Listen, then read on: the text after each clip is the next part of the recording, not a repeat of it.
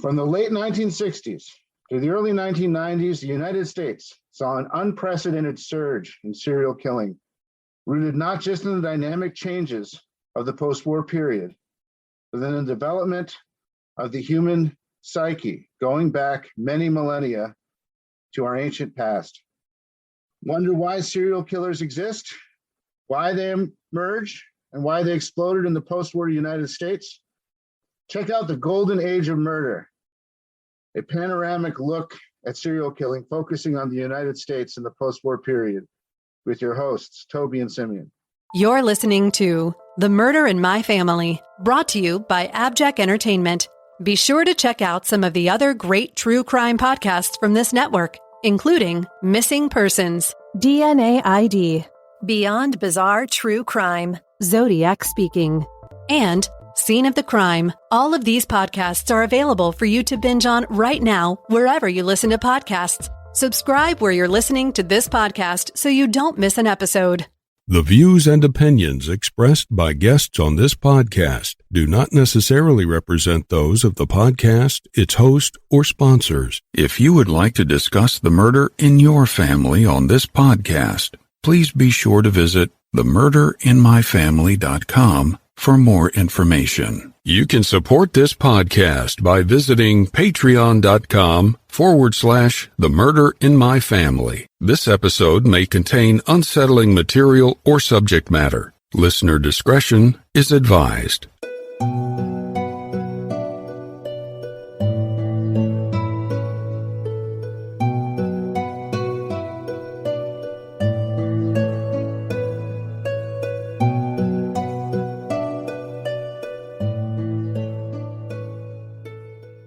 Thank you for joining me for this episode of The Murder in My Family. I'm your host, Mike Morford. In this episode, we'll be discussing a case that takes place in a town called Maplewood in 1966. But don't let the classic all-American sounding name of that town fool you, because as one 17-year-old girl found out as she walked home from her job at a diner, there was evil amongst the residents there. And her tragic murder, which remains unsolved to this day, would shock the residents of Maplewood. We'll dive into this case after some quick housekeeping. Independent podcasts like this one depend on word of mouth to bring in new listeners. So if you find that you enjoy this show, please take a minute to rate and review it wherever you listen to your podcast. And be sure to introduce a friend to the show and invite them to listen. With your help, The Murder in My Family can continue to grow and reach a new audience. To learn more about the show or the cases we discuss, please visit themurderinmyfamily.com. You can also find us on Twitter with the handle @MurderInMyFam, or by searching for the Murder in My Family podcast on Facebook. If you'd like to support this show through a Patreon donation, it's always appreciated, and you can do so by visiting patreon.com/the Murder in My Family. Benefits of supporting the show on Patreon include early access to ad-free episodes of the show, plus bonus content not heard in regular episodes. Support may also include thank you cards, stickers, and more. If you prefer to, you can also support the show through a PayPal donation by visiting paypal.me/the Murder in My Family. In each episode, I'll give shout-outs to any new supporters. And thank you to all the supporters that generously donate to help keep the show growing and improving. One last note. Please consider supporting any of the sponsors that you hear on The Murder in My Family, the way that those sponsors support the show. It's with our sponsor support that the show can go on and continue to provide a platform to share these stories with you in every episode. Thank you. And now on with the show.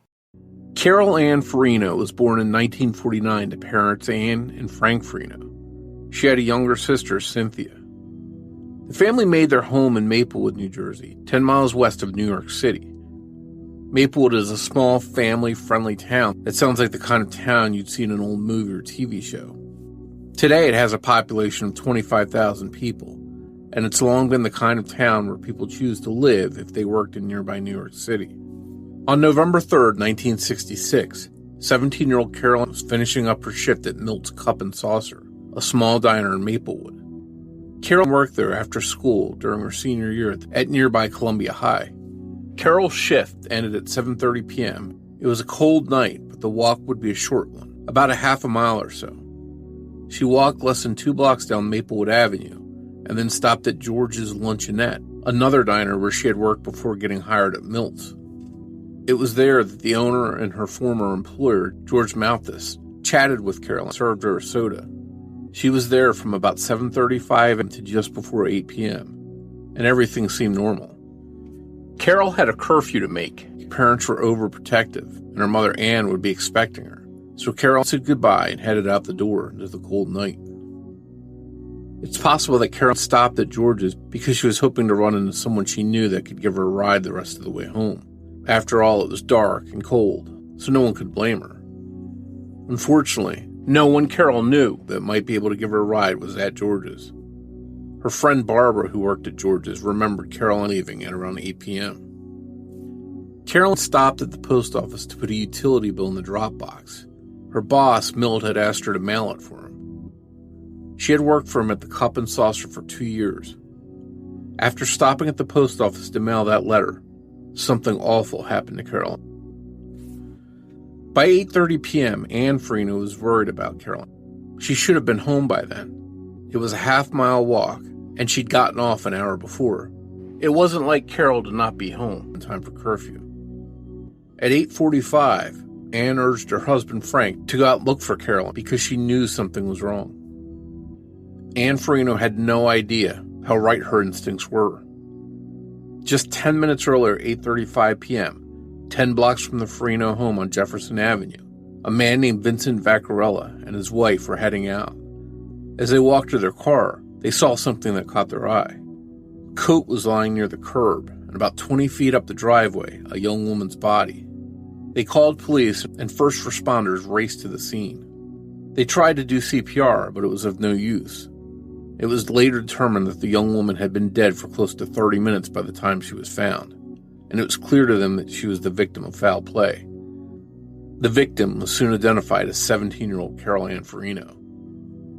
Carol was still in her waitressing uniform, but the buttons were undone. She wasn't wearing stockings or shoes. One stocking, which was hers, was tied tightly around her neck. Her girdle had been pulled down and was wrapped around one of her feet. Her underwear had been grabbed at and pulled and were very loose. It appeared to investigators that Carol had been sexually assaulted, or at least her killer had made an attempt at it, and her purse that she always carried was nowhere to be found. It was later determined that Carol died of strangulation. Police questioned Carol's friends and co-workers to see if anyone could provide any clues as to who might have harmed the 17-year-old. 16-year-old Gail Golick recalled that just days earlier, she had seen a man try to convince Carol to get in his car, and she heard Carol say to him, "Get lost." As the man drove away, he reportedly yelled out, "Okay, I'll catch up to you some other time." Investigators continued to pore over the evidence and details, and due to the state of her clothing, authorities believe that Carol's murder may have been an accident. That her attacker had been trying to sexually assault her and then panicked when he realized she was dead. Early on, investigators thought there may have been two people involved to be able to force her into a car.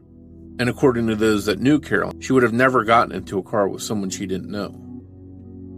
When no clear suspects emerged, some eyes turned to Carol's father. He was an Italian living in North Jersey. Some people theorized that there may be some kind of mob connections. This complicated the investigation and needlessly stressed the Farino family, and there was nothing to the theory. Carol's parents and most people that knew her fully cooperated with police and were not considered suspects. Given the location where Carol was attacked, a quick drive from the big city and minutes from a train station, the possibilities seemed endless. Carol's killer could have been anyone from anywhere. But there was a frightening possibility that the killer was living right there in Maplewood. While names of possible suspects were thrown around over the years, there were no arrests. One potential suspect, an accountant named Otto Neil Nilsson, was considered closely. He had an office on Maplewood Avenue just across from Milt's, where he was known to eat. Investigators looked at him for the murders of 16-year-old Jeanette De Palma and 24-year-old Joan Kramer, two other high-profile North Jersey murder victims who had also been strangled. He was acquitted of Joan Kramer's murder.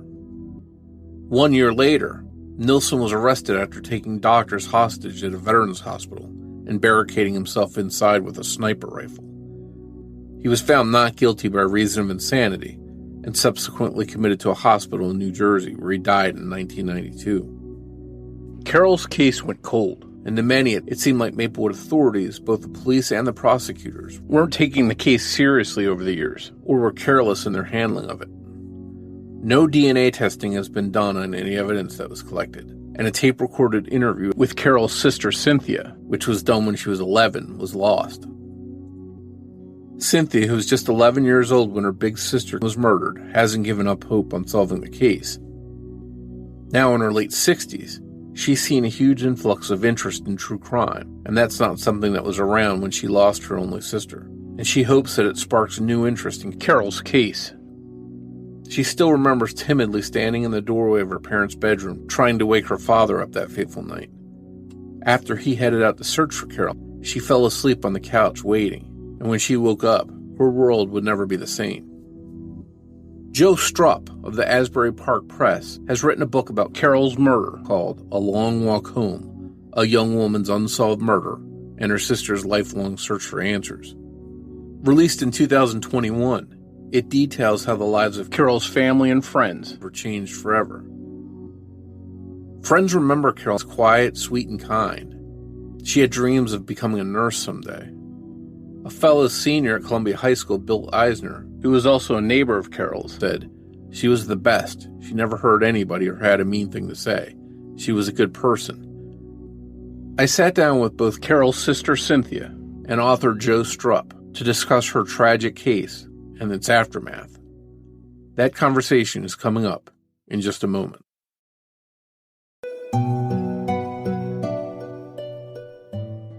Hi, Cindy, and welcome to The Murder of My Family. Thank you for coming on. You're welcome. I wanted to mention that this is one of the older cases from my perspective, from what I've covered in the history of this show. And anytime that we have older cases like this, it means that a family's gone through anguish for a long time. You were very young when your sister Carol Ann was murdered. Were the two of you close, and did you look up to her as your older sister? Oh, yes. Actually, we were very close. We were more like buddies, believe it or not, even though there was quite an age gap. I can't explain it. She would come home from dates, run up to my room and tell me all about it when she would get home. So we were more like buddies. I think it was because of my parents. They were pretty dysfunctional, so we kind of stuck to each other and protected each other. So we were very close. I don't even remember having a fight with her ever, actually. And yes, I did look up to her. I thought she was great. She was a kind person. She was beautiful. She had a great sense of humor. She was really funny. So we got along terrific. A lot of people look at me and say, okay, yeah, sure. But actually, I look at people and when they're not speaking to their sibling, I think, wow, you're really losing out. You should make an effort to mend that situation. People just, I think, take things for granted. Yeah. And it's, from the sounds of it, because I've talked to a lot of siblings that where there is a bit of an age difference, some of them look at them as you're the younger kid, sister, kid, brother, or whatever.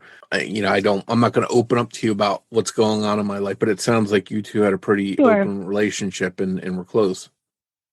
Oh, yeah, definitely.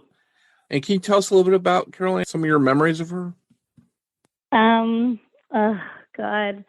One night she had a date and she was all dressed and ready to go, and he didn't show up. It was a former boyfriend that reconnected with her from Vailsburg, and we figured out that he probably didn't show up deliberately to get back at her because she had broken up with him. And she said to me, "Don't worry, men are like buses. There's one every 10 minutes." So that's one of her things that I thought was really funny, and I never forgot. She was just great. I can't remember specific incidents. I don't know. That one always stands out to me because most girls would be devastated and miserable and crying or whatever that the guy didn't show up. And she was like, oh, well, there's one every 10 minutes. They're like buses. It sounds like she had a really good sense of humor. Mm-hmm. She tried to be independent, but my parents were stifling. They were just ridiculous. And as much as they wanted to protect us, look what happened anyway. Yeah. Parents who stifle their children. If something's going to happen, it's going to happen. That's the way I look at things. You can't just smother people and expect them to be happy and well and safe all the time. It doesn't work that way. Yeah. Did that create any kind of friction on her relationship with your parents? Oh, yeah. There was always friction. There was friction with me, too, although I was younger, so I wasn't as much of a problem as she was. Well, they thought she was a problem. She did nothing wrong. She barely drank. She smoked cigarettes once in a while. Oh, my. I guess for 1966, that was a big deal, but I don't think so. She was really great. I mean, they really didn't have anything to worry about. I don't know what their problem was. She never, came home late, or if she did, she called. She was really good about stuff like that. She never came home drunk or high. I mean, kids do all kinds of things now that my parents would probably have a stroke over.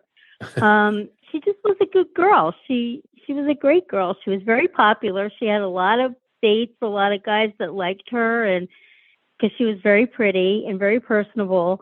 And, I guess they were worried about that. I don't know. Yeah. Well, and that sort of segues into what I wanted to ask you about, because with her being friendly and outgoing and a pretty girl and all this stuff, did that bring her any kind of unwanted attention or attention from people that kind of rubbed her the wrong way? Did she ever talk about any of that with you? Not really. No, not really. I can't remember anything like that. I mean, she wouldn't go out with certain people just because they liked her. But she didn't have a lot of friction, I guess you would say, with other people. There weren't any problems that I can remember. The only thing I do remember when she worked at Milton's Luncheonette was there was a guy that was coming in, and he was very religious, and he would talk to her every day about the Bible. And I remember her telling me that. And I said, oh, that's interesting. That's funny, actually. And she said, yeah, he's a nice guy, though. And that's who we think did it, the accountant. Yeah. And I remember her telling me about him. And I said to her, well, how old is he? And she said, oh, he's married. He's a nice man. And that was the end of that. And so did she not sense a threat from him? Just thought he was maybe a little too preachy or something along those lines? I don't think this is my theory. My parents were not very supportive, and my mother, I don't know whether she was envious of us, but she always made us feel not good enough or not pretty enough, or you should lose 5 pounds, or it went on and on and on. And I think she did a lot of damage. And I think that when you do that to a girl, if they get any kind of praise or someone noticing them, they kind of feed off that a little bit more. It's like setting a girl up to get into a bad situation, I think, because they're insecure about themselves. I've been talking to a friend of mine a lot about this, that women probably will accept praise and attention from someone who's really not their friend because they're so hungry for it. They don't realize that the guy's bad news, probably. And I think that's what happened. And that's something that's, I guess that's sort of through the history of dating or whatever, that kind of thing seems to still be prevalent now. Yeah, and she was always very well-mannered, which was drilled into us. You have to smile and be friendly, and that was a big thing. You have to be respectful of adults, and sometimes you shouldn't be respectful of adults because they don't deserve it. But you train kids that way, and they think if they're not responding properly or whatever, it's not the right thing to do. And sometimes it is the right thing to do. You know what I'm getting at? Yeah. And that makes perfect sense. Shifting gears a little bit, just when this happened, fall of 1966, I imagine that getting that news had to be very difficult. And how, as a child, were you given that news, and what kind of details were you given? Did they try and protect you so you weren't made aware of certain things? Well, after it happened, yes, but I found out everything on my own because I would listen. I would sneak upstairs, sit on the window seat and listen to everything that was going on because I wanted to know. The way I found out was the night that it happened, I had fallen asleep on the living room couch because we were waiting and my father was out looking for her. And I woke up because there was police all over the house. And one of them just sat down next to me and he said, I have to tell you, your sister was murdered tonight. And that was how I found out. Oh, wow. And yeah, my mom was sitting across from me in a chair by herself, looking at the floor. I think she was in shock. Matter of fact, I know she was. And I just think I just closed right up. I didn't cry. I didn't do anything. I just sat there. I couldn't even think. I couldn't even take it in. You know, I got breathless. I remember that because I always had asthma as a kid. And that's how I found out. So it wasn't, I guess there's no good way, but that wasn't a great way to find out either. Yeah. It's got to be shocking for any person to find out a loved one. Overwhelmingly shocking. Overwhelming. Like I was so overwhelmed and couldn't even, I guess, absorb it at that time. You know, It takes a while when, someone goes, all of a sudden they're not there anymore. And it's hard when you're a kid to deal with that, Yeah, especially since you looked up to her and were close with her. You didn't have that. We were very suddenly. close. Yeah. Yep. How did losing your sister affect the rest of your family, your parents? Were they, it sounds like they tried to keep her in some kind of cocoon and keep her safe. But as you mentioned earlier, if something's going to happen, it's going to happen. Were they sort of devastated that despite their efforts that something like this happened to her? Yes. Oh, yes. Absolutely. And then, of course, then you get the blame game. My mother blamed it on my father because he wasn't there to pick her up on time as usual because he was always tired because he worked nights. And it was his fault, and it really wasn't his fault. It wasn't anybody's fault. There were a lot of times she walked home by herself because it was 1966. People did that then. It was not a big deal to walk home at night in the dark by yourself. Now, no one does that. Yeah. We've learned. But in 1966, kids did that all the time. And it wasn't like it was late at night. It was like, I think she left the diner about like 7:15 or something like that. And that was in November, right after they changed the clocks back. So it was really dark already. And you sort of touched on a little bit, it was a different era back then. When this happened, and maybe as a child, maybe you weren't really that aware of what was going on with the adults in the community, but was this sort of a shock? Do you remember the community sort of being changed by this or being, oh no, something like this happened here?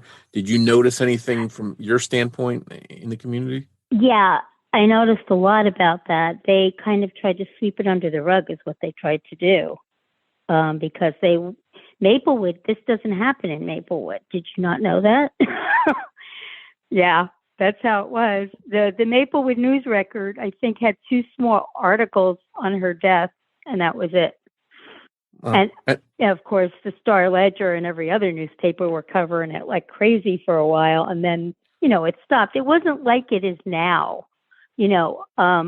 That's another thing Joe and I would talk about. Like, if this had happened now, it would have been all over the country repeatedly, day in and day out, like with Gabby Petito. Remember that case? Mm-hmm. I'm sure you do. Yeah. That's kind of the bad part about this. They didn't do that then. And there wasn't the communication. There wasn't computers and all that stuff then. So it was kind of localized. You know what I mean? It was like the East Coast, maybe. Or just the Northeast. Yeah.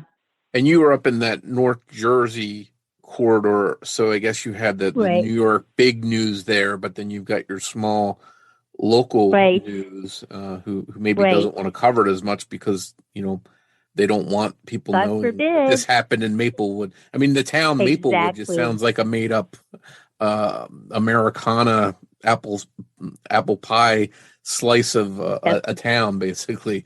Oh my God, that's exactly what they want. Yeah, Yeah, and that's and what I they can want. just Yeah. hearing that name, it that's what it brings to my mind. So, And um, of course, like we were Italian Americans, okay? And that was also not common in Maplewood at the time. We were in the minority, definitely.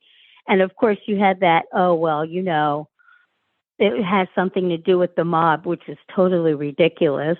Had nothing to do with anything like that, but it was very, a very waspy community, I should say. Now it's totally done a 340 and it's totally opposite of what it was then.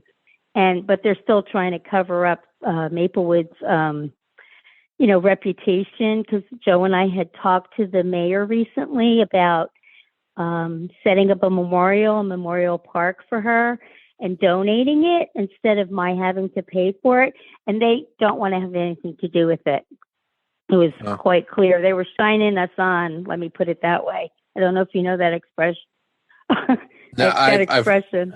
it basically sounds like they were sort of blowing you off, trying to do it maybe in a nice way, but thanks, but no thanks type thing. No, they weren't even nice about it, really.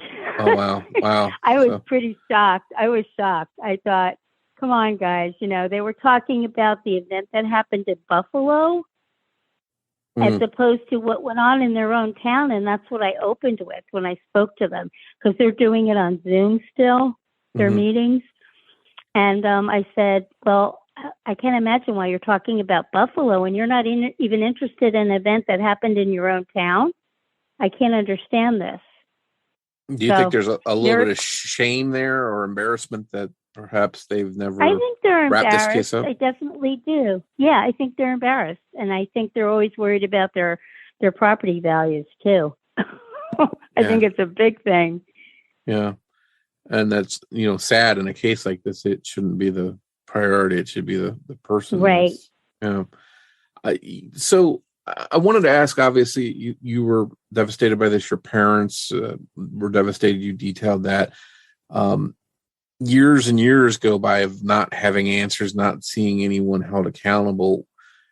What was the long-term toll on you and your parents as far as losing her? I got married way too young and moved out of the state as fast as I could to get away from it all. And my parents never got along, and this just exacerbated their bad relationship. So they stayed married. My mother stayed married because she didn't drive. She was pretty powerless in the marriage. She didn't drive. She couldn't get a job because she couldn't drive, and that goes on and on and on. And they just stayed together. I don't know why. People just stayed together then, I guess. So I just got married. It was 4 days after my 21st birthday, I got married, and then 6 months later, we moved to Kansas City. So I was really happy about getting out of New Jersey at that time. It sounds like you wanted a fresh start, basically. Yeah, I wanted to get away. Yeah, definitely. I wanted to get away from my parents, from Maplewood, from the whole thing, which I did. So that's how I dealt with that. Okay. And all these years later, you don't have an arrest, you don't have any convictions. I'm curious, how hopeful are you still at this point that the case will one day be solved? We see stuff in the news all the time, cases being solved 30, 40, 50 years later. Do you hold out some kind of hope that this might be the outcome for your sister? I do. We've been trying to get the prosecutor's office to give us some information, and they won't, because they keep saying the case is open, which it's not. They haven't worked on it in probably over 20 years, let's be honest. And all I want them to do is to hand over her clothes that she was wearing that night so I can have it tested for DNA. And I even told them I would absorb the cost. I have no problem doing that. They won't do anything. They won't talk to me about the case. They won't let me see anything they have. It's very frustrating after all this time. Why not? What could it hurt now? Like, that's my point. They focused in on my dad right away. They tried to pin it on him. And I think there's a lot of things in the files and the information there that they don't want to be seen by anyone. That's my take on it.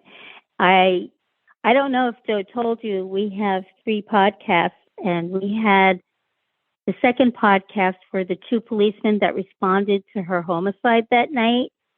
And they were a wealth of information. They just validated everything I thought about the Maplewood police and what was going on at that time, and what wasn't going on, I should say, at that time. So there's a lot of, I guess, no stones that have been completely turned over. A lot of things that are left to still be diagnosed that aren't being diagnosed, I guess. Yes, yeah, definitely. I mean, I don't see at this point, it's over 50 years, what the big deal is of letting somebody else look at the information and taking a crack at it. Or, like I said, at least hand over the clothes so that we can have them diagnosed for, I'm sorry, what do they call that? I lost my train of thought here. Like DNA or something like that? Yeah, there's got to be DNA on her clothes. There has to be, unless they lost her clothes. And that's what I'm thinking, too, because the Maplewood, I think the police department was caught on fire, if I'm not mistaken, and they moved it to Springfield Avenue. So maybe they don't want me to know that they don't have anything anymore. I mean, who knows? It could be a zillion things. Yeah. Further embarrassment on their part, if that was the case. Yeah, they did a terrible job. I mean, they did absolutely nothing but and then they started hounding my father like he did it. And he was not a nice guy. My father had a terrible temper, but he would have never done anything like that. He did love us in his way, in his smothering, nasty way. He did, He would never have done something like that. Plus, the timeline doesn't work, because I didn't realize until 1974, when they had the article in the Star Ledger again about her murder. And they actually did it down to the times. And my father couldn't have done it because I could have barely I had to go wake him up to go look for her. So he had just gotten out of the house, and she probably was gone already. So I don't even see how they could have even thought he did something like that. It seems like an easy scapegoat. An easy target. Yeah, an easy target. Someone told me, they said, let's pin it on the drunk father. And my father didn't even drink. He wasn't he never drank. I don't even know where they got that from. Wow. And the police detective that was in charge was a juvenile detective. He had no experience with homicides ever. And there's a big cover up. I think there's something going on, because it's such a long story. You have to read the book.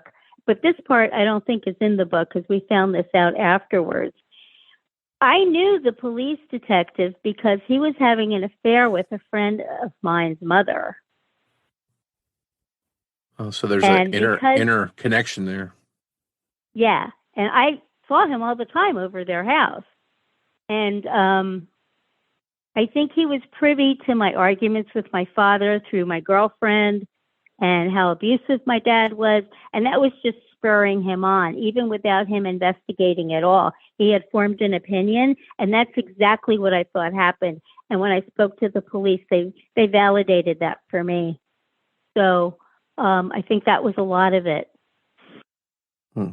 So it sounds like you're hopeful that there's something there that might lead to the case being solved, but at the same time, yes, you're frustrated because they're not really doing anything with it. Oh, they don't really. I filled out 2 forms that you're supposed to fill out to ask fill out to ask for evidence or anything that you want to see.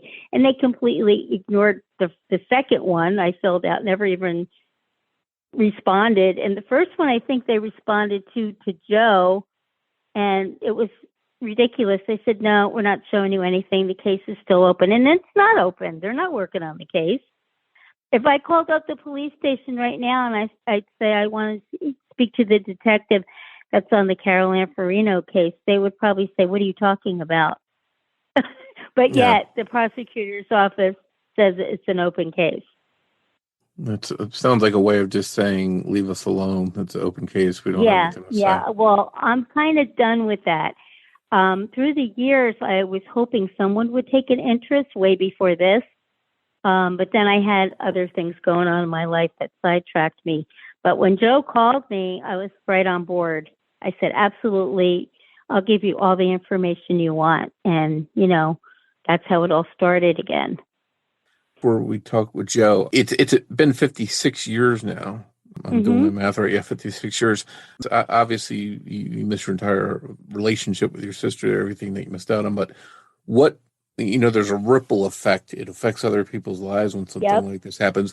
What do you think changed in your life, and what do you think you missed out on with your sister that may have affected the rest of your life?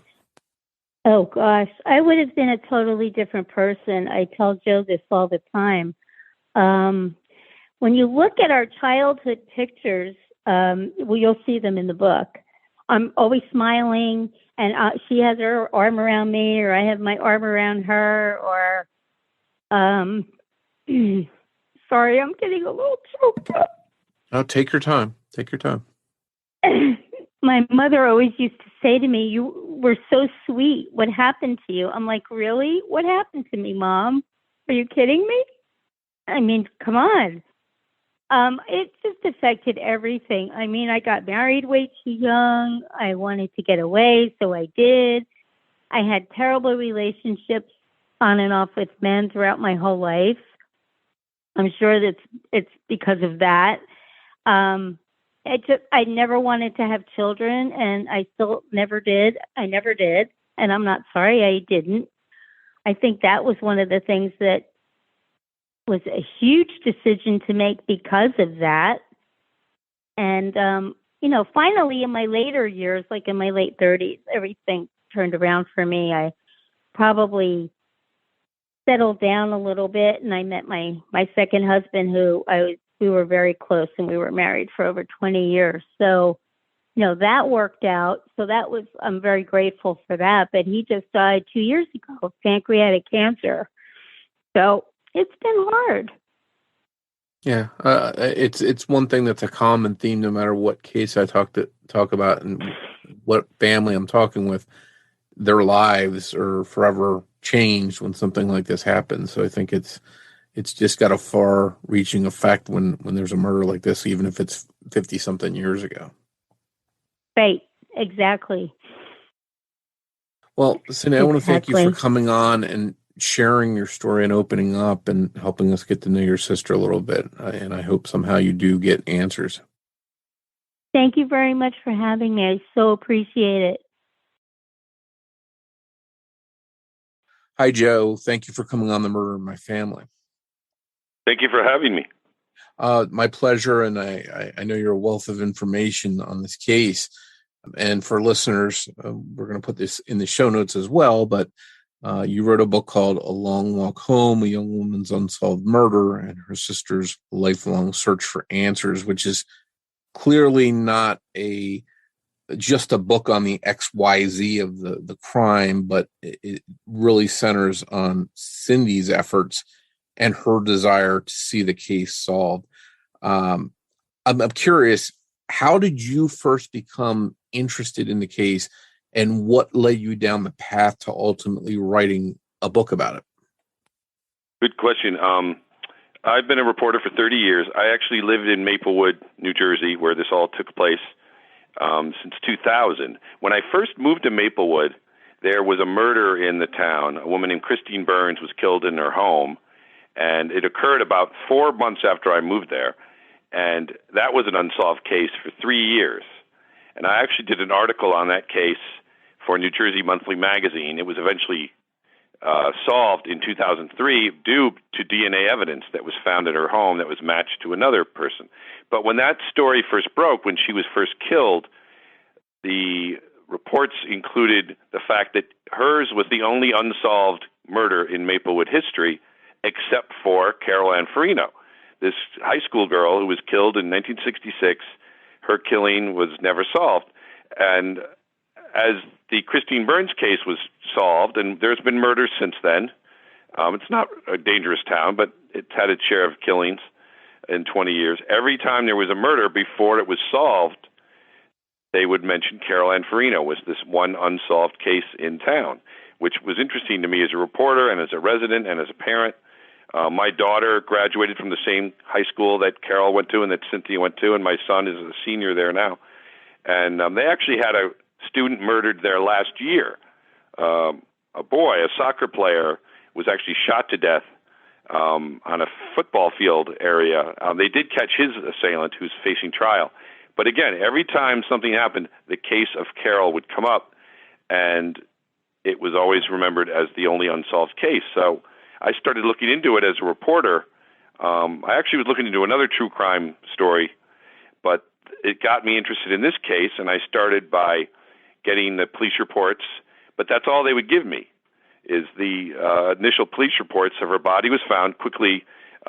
She was killed on November 3rd, 1966. She was walking home from a job she had at a local diner, Milt's Cup and Saucer, and her home was about a half mile away, and she left the work location. She went to another location, another diner she used to work at, and was last seen leaving there about 7:30, and her body was later found about a half mile away, strangled on a driveway.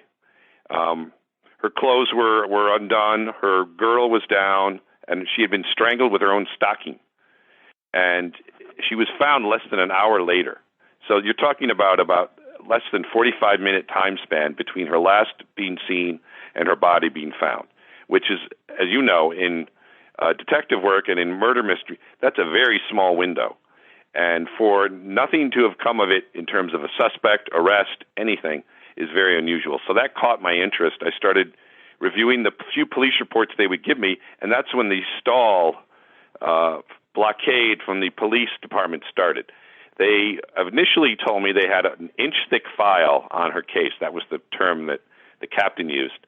And we actually set up a time for me to go and review the file, but just days before, I was told I wasn't going to be allowed to review it because the Essex County Prosecutor's Office had said no. And in New Jersey, we do not have district attorneys. We have what they call county prosecutors, which are the same thing. And they are appointed. They are not elected. And so in New Jersey, the county prosecutors have oversight of all, I believe it's all felony crimes. So a local police department will initially investigate, but the county prosecutor's office has its own jurisdiction over them. And their view was, it's an open case, we can't reveal any information. I filed a Freedom of Information Act request with the county prosecutor's office, and Cindy did as well. And they basically said, it's an open case, we can't release any information, and that's it. So no other information has come from them. But I did do my own detective work. I found Cindy, who has been a major help. That led me to other people who knew Carol, who were in her class. And I also went on Facebook. There's a couple Facebook pages for South Orange and Maplewood, which were very helpful because I put out the word that we were looking for people who knew Carol or remember the crime, and a lot of people came forward. And then I came across some other cases that involve a person I believe in the book to be the likely killer, a man who was suspected in some other murders who has since passed away.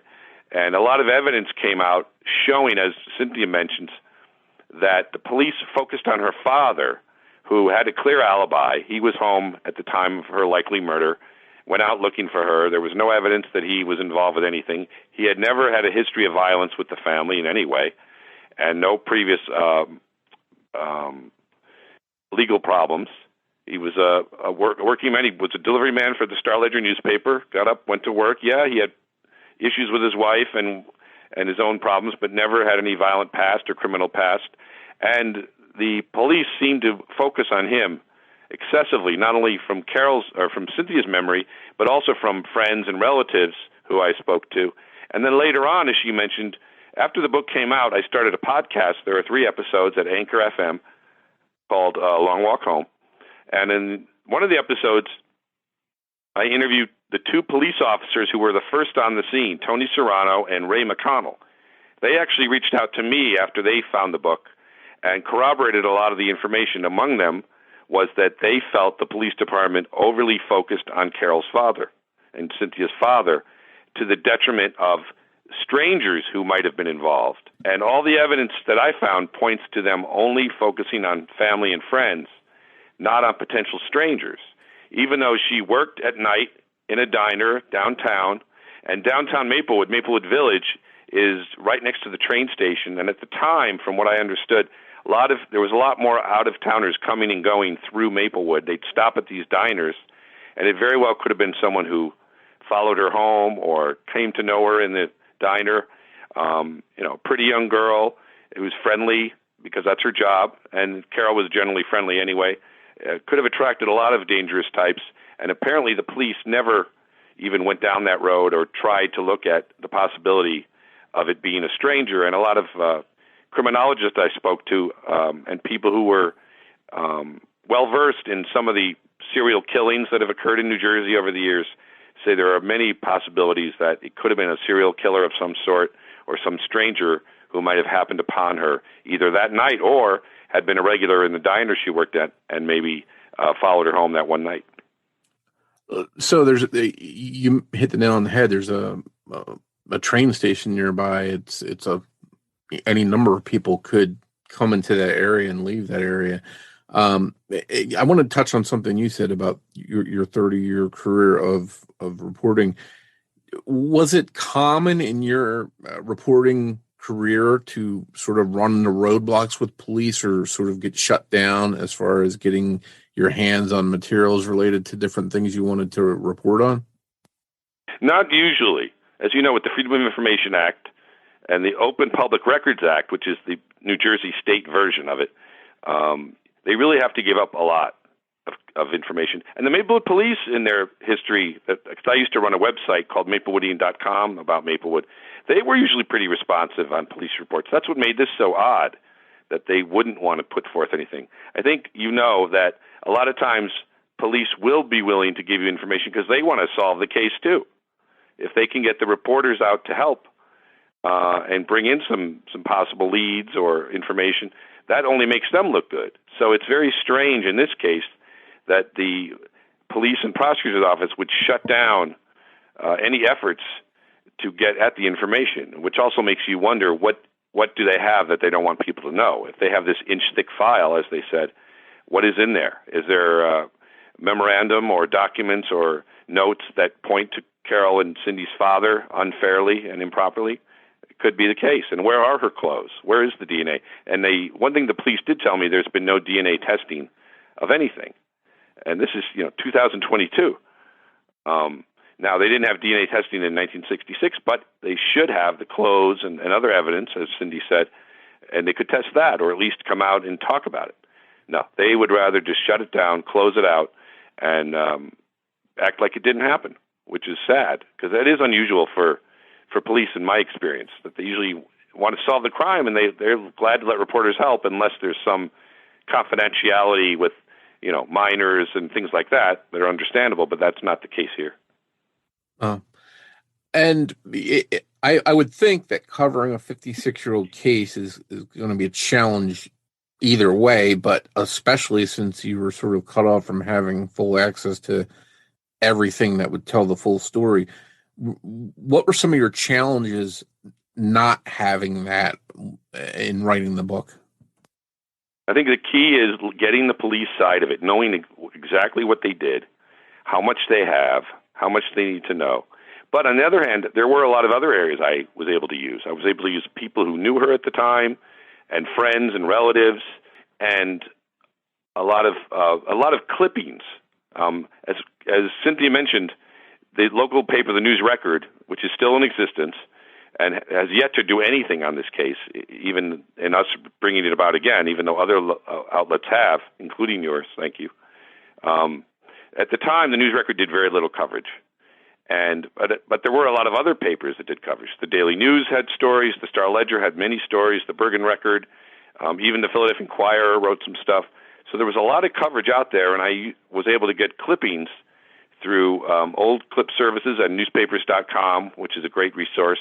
So there was a lot there through the years following what was done. I also talked to some police who had been on the case, former officers who were no longer with Maplewood, were willing to talk, a former chief detective, and information from families of the police chief at the time, who's no longer with us, who talked about how the chief at the time, Petto, had really seen this as a kind of his unfinished business for years.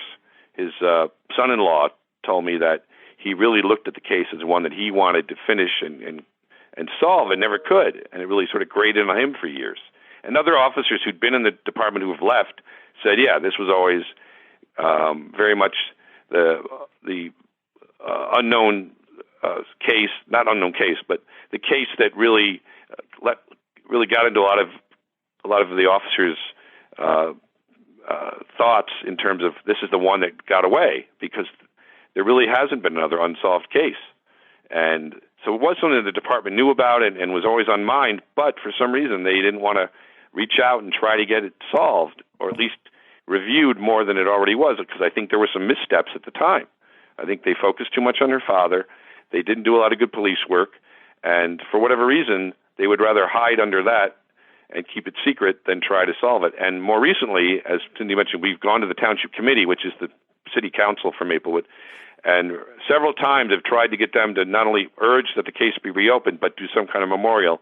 And they've been not only ignoring the request, but been rather rude about it to Cynthia. But we're not going to stop there. But that is the status. And I do want to ask, obviously it sounds like there's some shortcomings in the investigation, some blinders on. Maybe they're going in one direction where they shouldn't have been, or where they should have been looking at other avenues as well. Was there anything, as far as you know, that were done right, things that might help solve the case one day? What do you mean?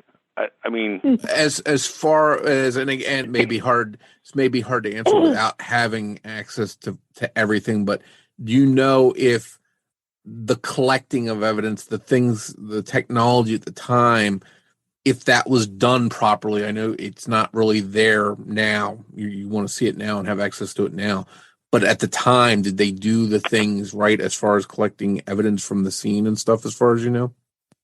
I don't know. The two police officers who were the first to respond, that we talked to in the podcast, they seemed to indicate initially they followed all the procedures. Again, in 1966, you didn't have probably the evidence collecting, especially things like DNA and others, that they have today. They sounded like they rounded up all. She was missing. I believe she was missing her shoes and one of her stockings. She was strangled with the other one, and she had a coat that was found few feet away from her, and that apparently was collected with all her other clothes. As far as the police officers told us, it was all gathered up correctly at the time, and that there was a manhunt done in the area, and even to the next day, which we talk about in the book. But other than that, I don't know. I know there was some recollections by friends and relatives that a lot of people were interviewed, mostly friends and relatives, but in large groups, which some of the homicide detectives I talked to for the book said that's very unusual. You like to do things more one-on-one so that people don't feel intimidated, but they were interviewing people in groups. And I believe Cynthia mentioned that it's in the book. She was interviewed for several hours without an attorney or her parents present, 11-year-old child, interviewed by police extensively. That I wouldn't think is proper or legally correct.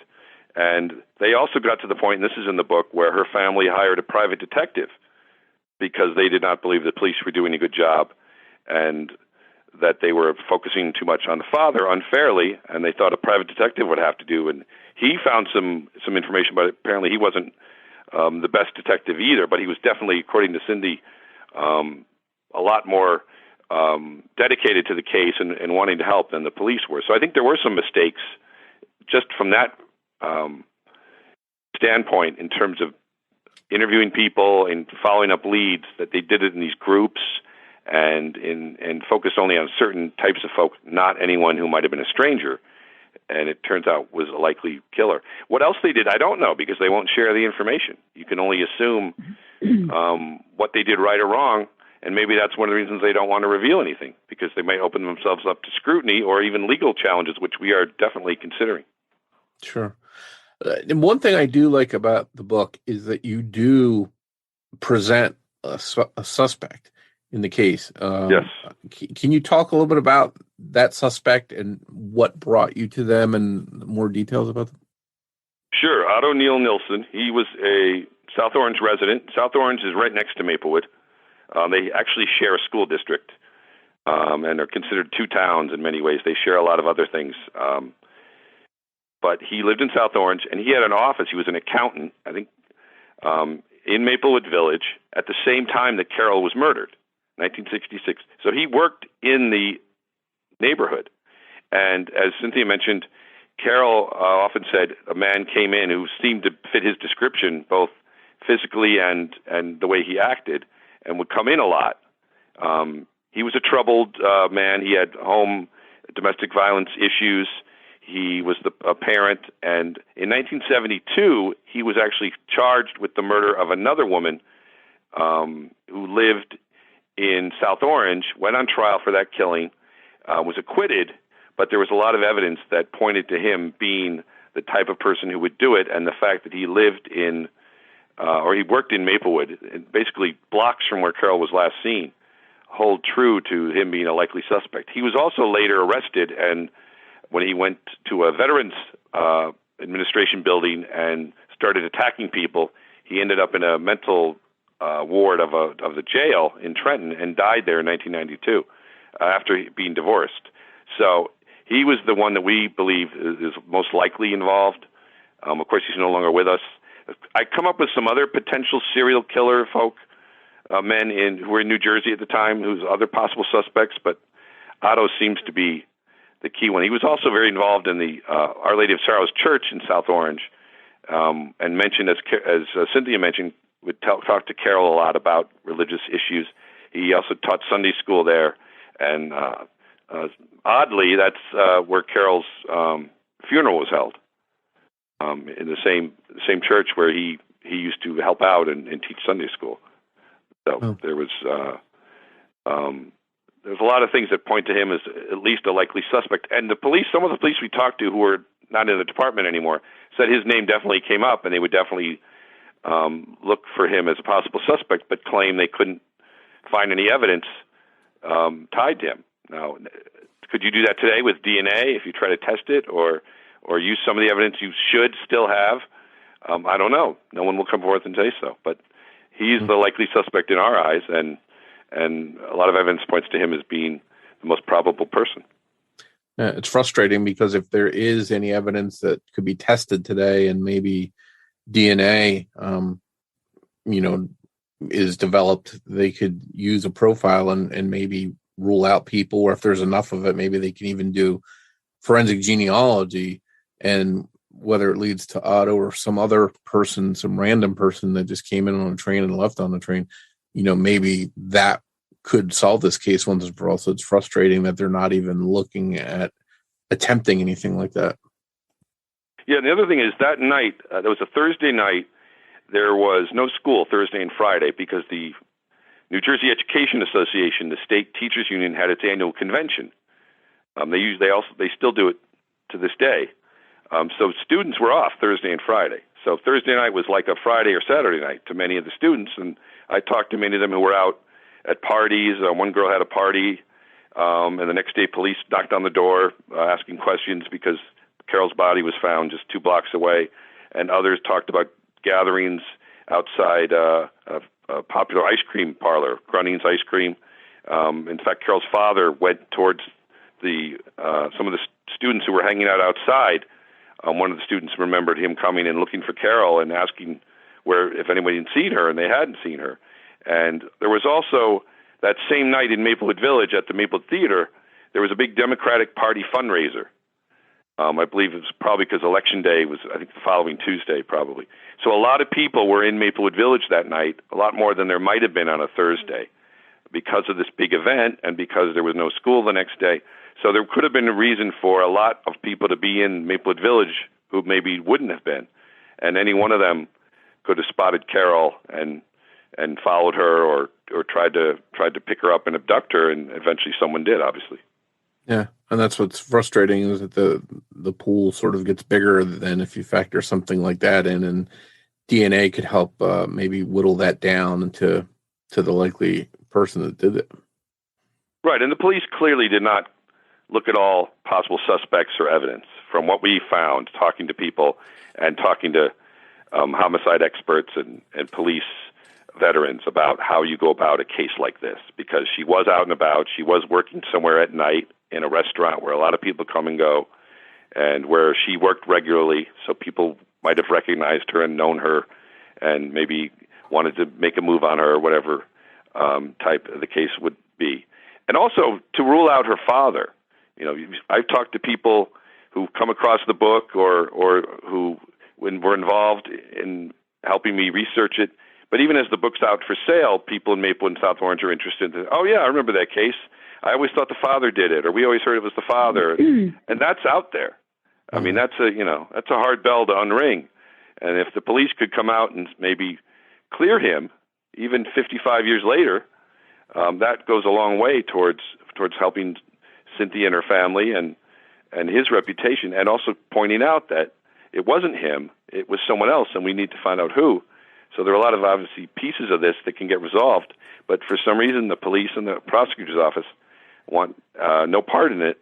They just would like these rumors and lies and uncertainties to fester, because for whatever reason, maybe politically, they don't want some mistakes that were made to come out, or they want to keep it hidden, or they want to make Maplewood look like a safe community, which is a safe community. This has nothing to do with that. But it starts to look bad for them when people start to realize they can't trust the police to tell them what's what, or to find closure in something. And especially when you're talking about so many years ago, a police department that is completely different than it was today. So if someone wants to judge how the police handled the case then, it has no bearing on the police today. It's a whole different police department. And in fact, they could help the image of the department if they show that they're trying to solve this and get some justice out there and clear the air, especially when you do have things like DNA and other sources of investigation that you didn't have back then. Yeah. It's a really sad and fascinating case, and obviously we can just scratch the surface here in a single episode. But for listeners out there that want to read a well-researched and written book about Ann Farino's case, check out Joe Strup's book at Amazon. Is it any place besides Amazon? Or are there different? It's books? Amazon, Barnes & Noble. You can also go to Words Bookstore in Maplewood, and you can go there online, wordsbookstore.com, and you can order it online, and they will contact me, and I will come and sign it, and then they'll send it out to you if you want to. Very cool. Very cool. It's everywhere where books are sold, as they say. Okay, and also the podcast listeners will appreciate the fact that you do have the companion podcast. Can you tell us a little bit about the podcast and what things people can expect to hear when they tune into that? Sure. Right now there are 3 episodes. We're actually working on a 4th. I'm in touch with a victims' rights expert, a forensic veteran who we're talking about doing something with her. But there are 3 episodes right there on Anchor FM. If you go to anchor.fm, or you can just search in Google A Long Walk Home Podcast. It'll come up, no charge. The first episode is a long interview with Cynthia about her involvement that goes along with what you've talked about, but also some other elements. Then there's the second episode with the 2 police officers who were on the scene. That really added in a lot of context and really confirmed a lot of things that were in the book. They came to me after reading the book and wanted to point out that they agreed with most of the concerns and issues and the failed work of the police department because they were there. And then the third one might be the most interesting. It is with a psychic criminal investigator, Maggie Remigio. She's a well-known medium who is used by police and attorneys and a lot of corporate entities, that she takes cases and reviews them and has a real connection to the world of psychic intrigue and information. And she came to us through a friend of Cynthia's. She charged no money to us. She did it completely on her own because she felt she had gotten insight from Carol that really also supported a lot of things we found and brought out some new views of why this occurred, what occurred with Carol, what was like, and even her spirit as she saw it, really still not being put to rest. Now, there are a lot of psychic claims out there that aren't real. I agree with that. But I did a lot of research on Maggie to the point where I talked to attorneys who've used her, who swear by her, and that she had some insight that was really interesting. So I think those three stories alone add to the book that I believe also tells a lot of important details. So I would urge you to listen to those and the book, and we'll go from there. That hopefully there's more to come. And where can people listen to the podcast once again? It's at anchor.fm. Okay. Just search Joe Strupp, or you can just search on Google A Long Walk Home podcast, and it'll come up. Well, definitely hope people check it out and check the book out. Joe, again, thank you so much for giving us all this detailed information and walking us through this case. It's a very frustrating one, and I hope you make some headway in getting some answers. Thank you once again for joining me for this episode of The Murder of My Family. I'd like to thank Sonny Landon for writing and research assistance in this episode. Just a quick heads up, I'll be taking a little time off over the 4th of July holiday to spend some time with the family and recharge my batteries. And instead of returning in 2 weeks with a new episode, I'll see you back here on July 16th, and I hope you all have a great holiday. As we wrap up, I'd like to play a preview for a true crime podcast called Morbidology, hosted by my friend Emily Thompson. Be sure to give it a listen. We'll be back here soon with an all-new episode of The Murder of My Family, and I hope you'll join me for it. But before you go, remember that every murder victim means something to somebody. Morbidology is a weekly true crime podcast hosted by me, Emily G. Thompson, author of Unsolved Child Murders, Unsolved Murders, Cults Uncovered, and Mysteries Uncovered. 911 emergency. My son shot my husband. I need an ambulance. He's bleeding. Each week on Morbidology, I uncover a new true crime case using investigative research combined with source audio. I just snatched it from her. So I took it and it's like I just hit her with it. Morbidology is a victim-focused podcast that mostly covers cases that aren't widely documented in mainstream media. I also like to take an in-depth look at any systemic failures which had a part to play in the crime. Do you know why you're here? For a home invasion gone terribly wrong. Listen to Morbidology across all podcast platforms.